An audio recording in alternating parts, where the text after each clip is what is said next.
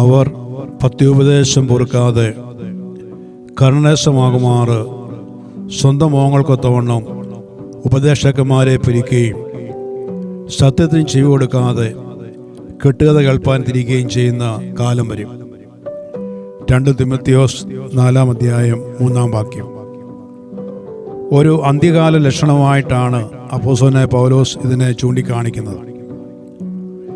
ഇന്ന് ക്രിസ്തീയ സഭകളിൽ യഥാർത്ഥ ഉപദേഷ്ടകന്മാർ കുറഞ്ഞു വരികയാണ്. ജനത്തിന് ഉപരിപ്ലവമായ ആത്മീയതയിലാണ് താല്പര്യം. സുവിശേഷ പ്രഭാഷകർ ക്രിസ്തുവിനെ ഉയർത്തുന്നതിന് പകരം ഐശ്വര്യത്തെപ്പറ്റിയും അനുഗ്രഹത്തെപ്പറ്റിയും സ്വന്തം കാര്യങ്ങളെപ്പറ്റിയും മാത്രം വിവരിക്കുന്നു. പാപത്തിന് ലഘുവായ ചികിത്സ നൽകുകയാണ് ഇവർ ചെയ്യുന്നത്. ശരിയായ വചനപ്രബോധനം ജനത്തിന് ലഭിക്കുന്നില്ല. തിരുവെഴുത്തുകളെ അറിയാത്തതുകൊണ്ട് തെറ്റിപ്പോകുന്ന അനുഭവം എവിടെയും കാണാം. ബഹളങ്ങളും ഉപരിപ്ലവമായ കാര്യങ്ങളുമാണ് ആത്മീയമെന്ന് ജനം തെറ്റിദ്ധരിച്ചിരിക്കുന്നു.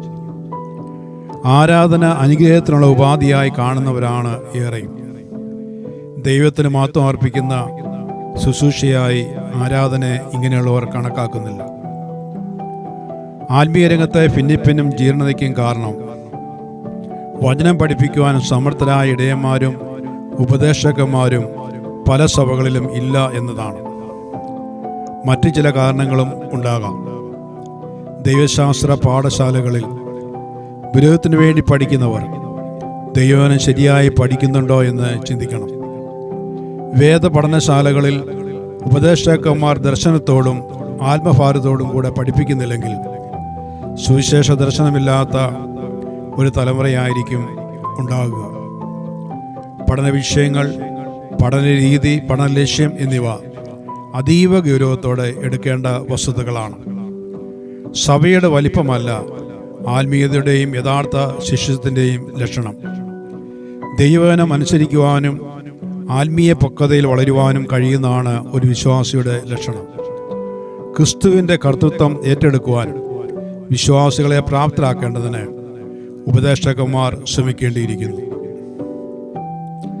സഭയിലെ ഇടയന്മാർ ഫലകരമായ ലക്ഷ്യബോധത്തോടെ സഭാവിശ്വാസികളെ ക്രമീകൃതമായി ദൈവവചനം പഠിപ്പിക്കണം.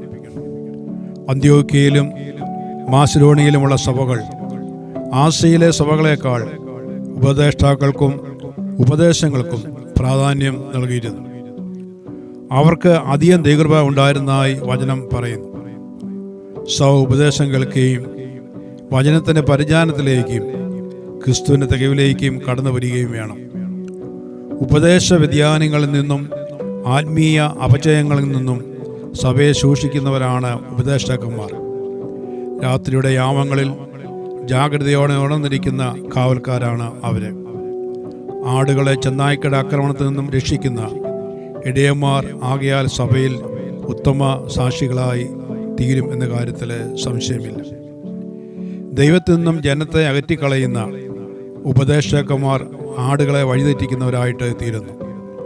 വചനം പ്രസംഗിക്കുക, അസമയത്തിലും സമയത്തിലും ഒരുങ്ങി നിന്ന് തുടങ്ങിയ കാര്യങ്ങൾ അപ്പോസ്തലൻ നമ്മെ പ്രബോധിപ്പിക്കുന്നുണ്ട്. ദൈവിക സത്യങ്ങളെ മുറുകെ പിടിക്കുന്നവരായി നമുക്ക് ദൈവനത്തോടെ നീതി പുലർത്തുന്നവരായിട്ട് തീരാം. ദൈവത്തിൻ്റെ വചനം ശരിയാങ്ങളും മനസ്സിലാക്കി നാം ജീവിക്കുമ്പോൾ നമ്മുടെ ജീവിതം ഏറെ ധന്യമായിട്ട് തീരും.